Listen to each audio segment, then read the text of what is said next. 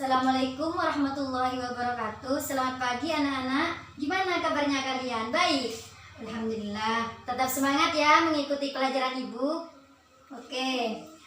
Sebelum melanjutkan pembelajaran, silahkan dipimpin doanya kepada ketua kelas. Silahkan dipimpin doanya. Baik, doa sudah selesai. Ibu mau mengabsen terlebih dahulu ya. Baik.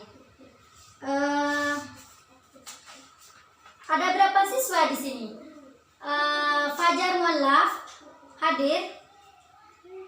Terus Yuniaria, Yunda Dewi hadir semua. Berapa orang yang gak hadir? 4 orang. Oke. Saya mau ngabsen yang gak hadir aja ya biar cepet ya. Oke. Berarti yang gak absen di sini yang gak masuk. Yang gak masuk itu 4 orang. Berarti sisanya masuk semua. Oke. Nah, baik, Ibu akan melanjutkan pembelajaran pada pagi ini karena Ibu di sini tidak mempunyai waktu banyak ya, mohon maaf. Ibu di sini ada rapat guru. Jadi mungkin hanya beberapa menit saja, insya Allah 25 menit Ibu masuk kelas. Nah, baik, sekarang itu materinya ketenaga kerjaan. Nah, Ibu mau tanya kembali kepada kalian, apakah kalian itu masih ingat? Kalau belajar berarti pasti ingat. Coba jelaskan, minggu kemarin itu jelaskan dapat materinya tentang apa, itu jelaskan kembali. Coba silahkan, kepada Fajar Mualaf silahkan dijelaskan kembali. Oke, betul sekali. Bahwasannya yang dimaksud pajak, nah kemarin itu tentang pajak ya. Nah, berarti yang dimaksud dengan pajak adalah sumbangan wajib yang dibayar oleh wajib pajak kepada negara dengan ketentuan undang-undang yang sudah ditentukan oleh pemerintah, seperti itu ya. Baik, berarti kalian ini tadi malam belajar ya. Oke, nah sekarang itu materinya tentang ketenaga kerjaan. Nah, apa sih yang dimaksud dengan tenaga kerja? Ada yang paham tenaga kerja itu apa?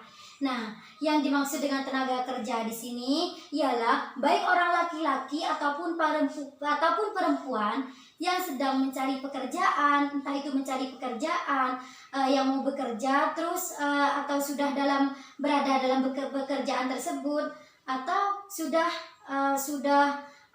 berhenti dari pekerjaan tersebut, itu sudah disebut dengan tenaga kerja. Karena kenapa? Karena tujuan mereka itu sama, yaitu untuk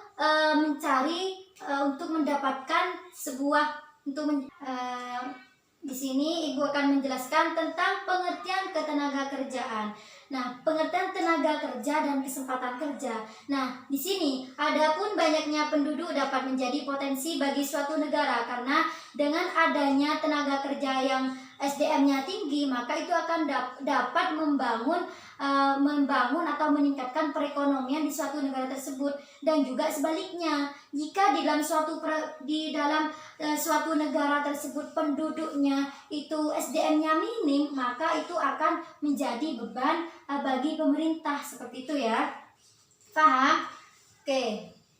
Selanjutnya kalian itu harus bisa membedakan mana yang tenaga kerja, terus kesempatan kerja itu apa, dan juga apa yang dinamakan pekerjaan. Nah, jadi kalian itu harus bisa membedakan. Nah, tenaga kerja itu kalau menurut Undang-Undang Nomor 13 Tahun 2003 bahwasannya tenaga kerja itu setiap orang yang mampu melakukan atau mau bekerja yaitu dengan tujuan untuk mendapatkan barang dan jasa serta dapat memenuhi kebutuhannya. Contoh realnya seperti Ibu sekarang. Nah, Ibu sekarang itu menjadi tenaga kerja. Nah, tenaga kerja ini adalah saya sendiri orangnya. Terus kesempatan kerja itu saat Ibu itu melamar pekerjaan untuk menjadi guru, seperti itu. Sedangkan pekerjaan itu adalah pekerjaan Ibu yang sekarang ini adalah menjadi guru untuk mengajar kalian. Oke, terima kasih. Paham ya? Paham. Nah, jadi selanjutnya yaitu klasifikasi tenaga kerja. Nah, berdasarkan, yaitu ada 2. Yang pertama itu berdasarkan penduduknya, yang kedua berdasarkan kualitasnya. Yuniaria bisa difahami ya? Oke, nah yang berdasarkan penduduknya, yang pertama yaitu ada tenaga kerja dan juga ada bukan tenaga kerja. Nah, tenaga kerja itu siapa? Yaitu orang yang mau bekerja dan juga orang yang sudah mencapai usia kerja. Usia kerja itu berapa? Berapa tahun? Yang pertama, usia kerja itu minimal 15 tahun dan maksimalnya itu 64 tahun. Bisa difahami? Bisa.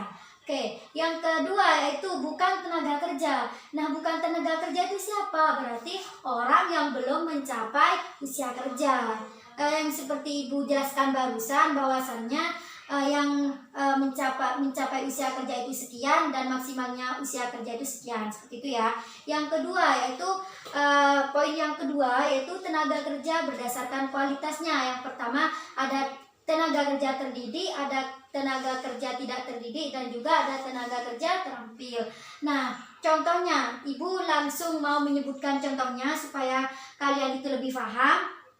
Nah, jadi mohon maaf ya, tenaga kerja terdidik itu adalah tenaga kerja yang melalui prosesnya itu melalui pendidikan, entah itu pendidikan formal ataupun non formal.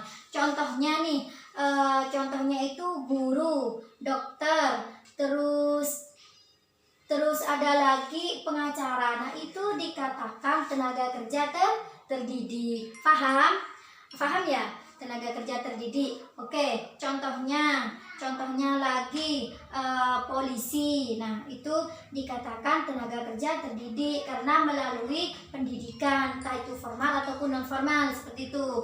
Yang kedua, tenaga kerja tidak terdidik. Contohnya kuli, terus buruh angkut dan lain-lain. Karena kenapa kok bisa dikatakan tenaga kerja tidak terdidik? Karena yaitu hanya mengandalkan otot, hanya mengandalkan kekuatan, berarti itu dikatakan tenaga kerja tidak terdidik. Oke. Yang ketiga, mohon maaf. Poin yang C, tenaga kerja terampil. Tenaga kerja terampil itu yaitu contohnya itu melukis. Nah, melukis itu melukis.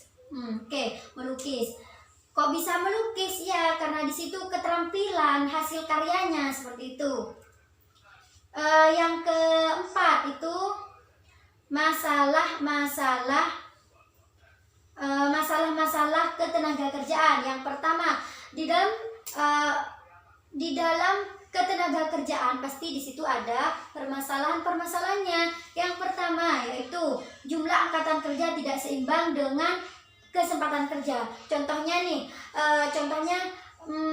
penduduknya itu banyak, sedangkan lapangan pekerjaannya itu sedikit, maka di situ sehingga lapangan pekerjaan dengan penduduknya itu tidak sinkron, maka terjadilah sebuah permasalahan dalam ketenaga kerjaan, seperti itu. Yang kedua yaitu masalah pengangguran. Nah, masalah pengangguran itu diakibatkan karena penduduknya tidak mau bekerja atau males-malesan itu. Jadi timbullah permasalahan seperti itu. Rendahnya kualitas tenaga kerja. Nah, jadi rendahnya kualitas tenaga kerja itu juga menjadi permasalahan dalam ketenaga kerjaan, seperti itu. Seperti yang sudah Ibu jelaskan barusan di awal. Yang keempat yaitu perlindungan kesejahteraan tenaga kerja yang belum maksimal. Yang kelima, persebaran tenaga kerja yang tidak merata. Nah, di situ sudah jelas semua ya. Dan terus itu ada cara untuk mengatasi pengangguran. Nah, cara untuk mengatasi pengangguran itu ada beberapa, ada 4 poin. Yang pertama itu meningkatkan SDM. Salah satunya ketika SDM kita itu sudah ditingkatkan, insya Allah kita itu pasti menjadi tenaga kerja yang baik. Maksudnya di sini tenaga kerja yang terdidik, seperti itu. Contohnya jadi dokter, jadi guru, jadi pengacara dan lain-lain, seperti itu ya. Yang kedua, membuka lapangan pekerjaan sebanyak-banyaknya. Jadi kita itu harus pintar mengelola. Semisal kita itu mempunyai modal, maka di sini kita itu harus pintar-pintar mengelola uang kita. Maka cobalah membuka usaha usah membuka toko seperti itu. Kan itu mempunyai orang lain itu mempunyai kesempatan untuk bekerja kepada kita seperti itu ya. Yang ketiga, menempatkan para pencari kerja yang sesuai dengan kemampuannya. Jadi di sini sudah jelas bahwasannya ketika kita itu menerima, semisal kita jadi manajer, ketika kita menerima karyawan, maka kita harus maka di sini kita itu harus menempatkan para karyawan tersebut kepada tempatnya, kepada porsinya, kepada bakatnya. Semisal di dalam ada karyawan yang mahir dalam kebersihan, ya sudah tempatkan di OB seperti itu. Semisal lagi misal karyawan tersebut mahir di dalam keuangan, ya kita taruh aja di bendahara perusahaan seperti itu, nggak apa-apa. Yang ketiga, yang keempat, melatih para pekerja untuk bermental entrepreneur seperti itu.